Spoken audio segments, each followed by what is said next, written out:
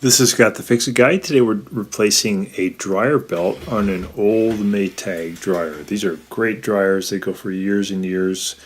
Eventually the belt will break, so we make sure we have it unplugged. We're going to zip out these two Phillips head screws at the bottom left and bottom right hand corner. They're in at about a 45-degree angle, and then we can grab the whole front panel and pull it toward us at about 45 degrees.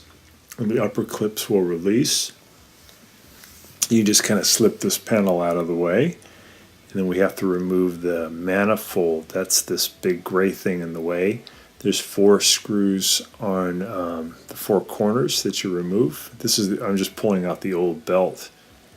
We're going to pull out those 4 screws, and we can lift the manifold up off of the frame.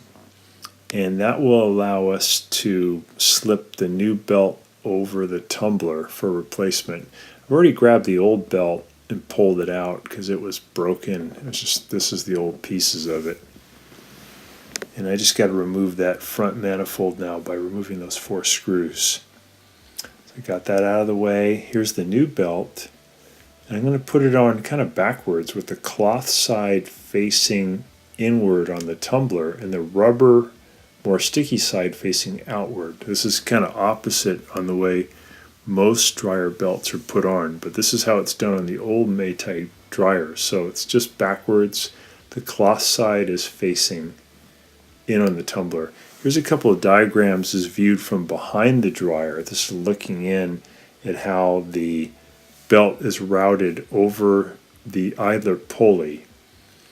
Kind of an unusual way this is done, but works really well. There's a panel in the back that you can remove right where you can do the stringing, and you basically put it over the idler pulley and then pull the pulley to your right to loosen it, and then get that belt looped over the motor shaft. Here's another picture of it. And make sure that the belt is on the inside of this rectangular metal piece, this belt guide. If it's on the outside, it won't work. It'll rub and cut the belt. It's got to be, see the big plastic white wheel, and then it's got to be close to the wheel on the inside of the guide. Here again is the belt put on the correct way with the cloth side facing inward. And here's a nice picture from Maytag that shows the belt going on the inside of the metal rectangular belt guide, not on the outside. It's wrapped around the big idler wheel and then wrapped over the motor shaft. So the rubber part is touching the motor shaft. And that's what really gives it the right kind of purchase and the right kind of ability for it to move the tumbler. And here's another picture on an actual model as viewed from behind. But this is the wrong way, where the belt is going on the outside of that guide, and that'll actually rip the belt. You have to just kind of wiggle the belt around so it's closer to the big plastic idler wheel and travels on the inside of that metal guide. Good. And here's the dryer I was working with. I don't know if you can see with the flashlight. Yeah. How that belt is routed. I did this from the front by reaching in, but it's actually better if you're able to remove the small back panel and just do it from back there. It makes more sense.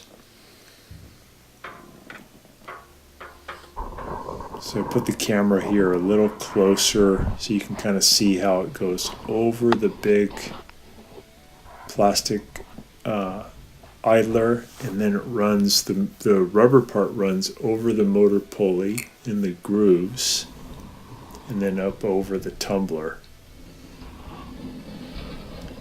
Here's another picture of the belt coming down from the tumbler down over the big idler pulley. So we got the belt routed. We're going to spin the tumbler a little bit, make sure it's on straight. We're going to put the manifold back on, so we get the Teflon guides underneath the tumbler. We lift the manifold up a little bit, and then get it over on the frame, and we're going to add those 4 screws back in to hold the manifold back on. I'd say the only tricky part of this is just routing that belt correctly over the idler wheel and the pulley. And again, if you do it from the back, it makes a lot more sense.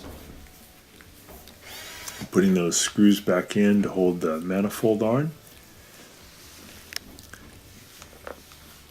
We want to make sure the filter housing ducting is pushed into the felt ring that's coming off of the blower housing ducting.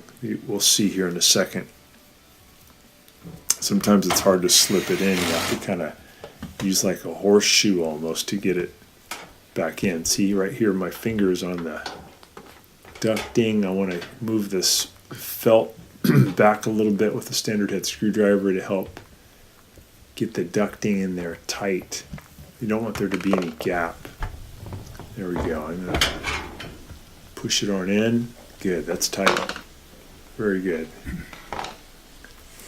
So the manifold's on.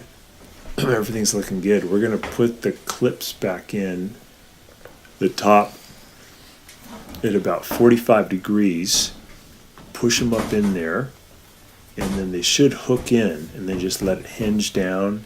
And you can put the 2 screws in the lower right and lower left corner.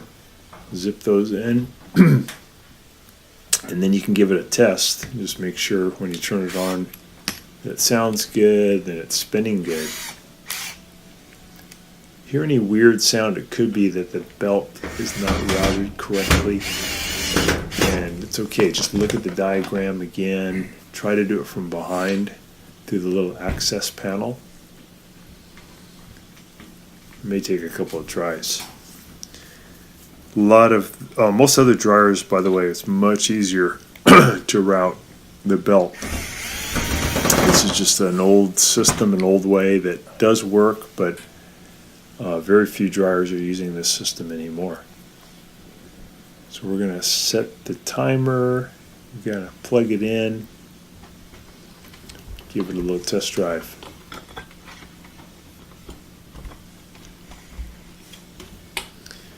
There we go. Press start. That's the sound we like. Yep. Yeah. Back spinning good. Very good. So thanks so much for watching the video. I hope it helps you. And please subscribe to our channel when you get a chance. Thanks again.